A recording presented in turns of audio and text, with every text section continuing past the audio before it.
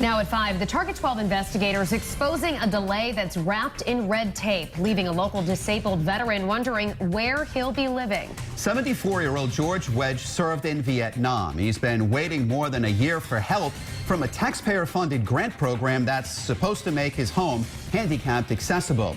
He's also waiting for a prosthetic leg. And now the Veterans Administration is telling him he has to move from the nursing home where he's been waiting. Target 12 investigator Walt Buteau went looking for answers. The VA tells us they are working hard to solve this issue, but that is hard for the family to believe right now.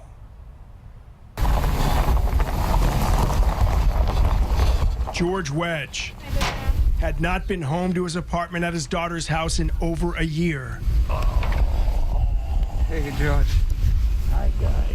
Last May, after he lost his leg due to diabetes, the VA started paying for him to live at the Coventry Health Center. At least it gets me around. But while he says he's in constant pain and that he's been told he could lose his other leg, he got this letter on August 11th telling him his health has greatly improved, and as a result, you no longer meet the requirements for skilled care.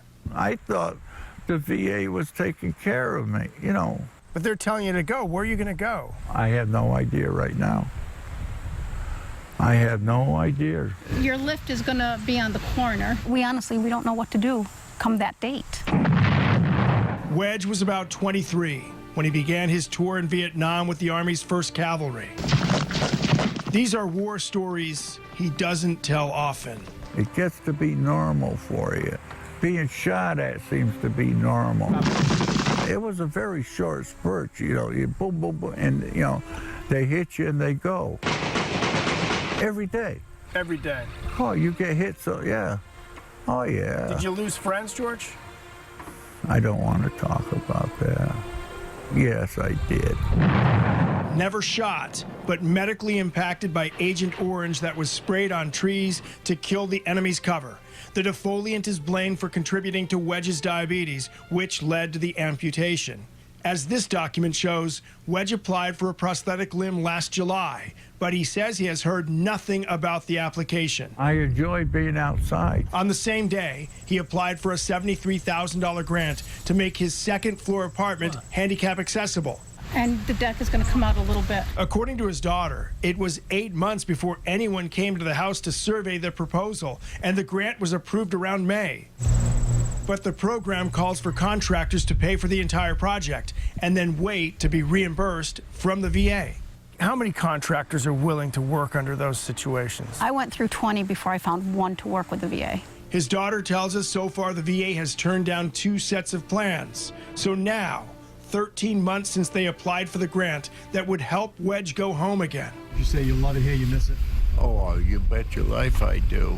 He can only look up at his apartment and wonder how much longer. It drives me insane, and it breaks my heart. I want my dad home with us, where he belongs, not in assisted living, not in the veterans' home. We can take care of him here. Tonight at 6, details about how this family has struggled with government red tape. For the Target 12 investigators, Walt Buteau, Eyewitness News. New details now in a Target 12 investigators exclusive wrapped in red tape. At 5, we told you about George Wedge, a disabled Vietnam veteran. He's been waiting over a year for help from a government program that's supposed to help make his home handicap accessible.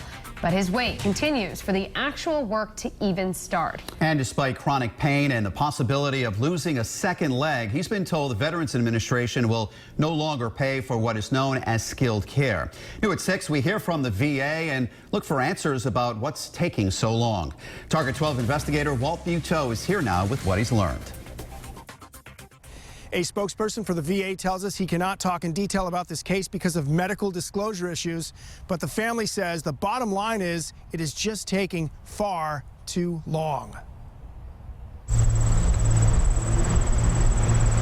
You say you love it here, you miss it?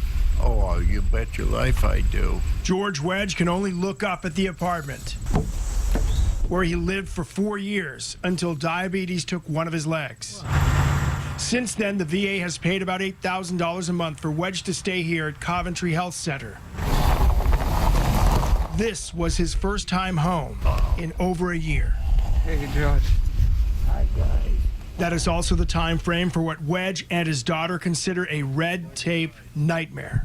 The deck is going to come out a little bit. Every day I'm on the phone for at least 2 hours with people trying to get things going, arguing with the VA, and I shouldn't have to do that. This is Wedge's application for a $73,000 grant that would build an elevator system to get him access to his apartment again. Your lift is going to be on the corner. It took 8 months before the VA visited the site, with the grant approved in May.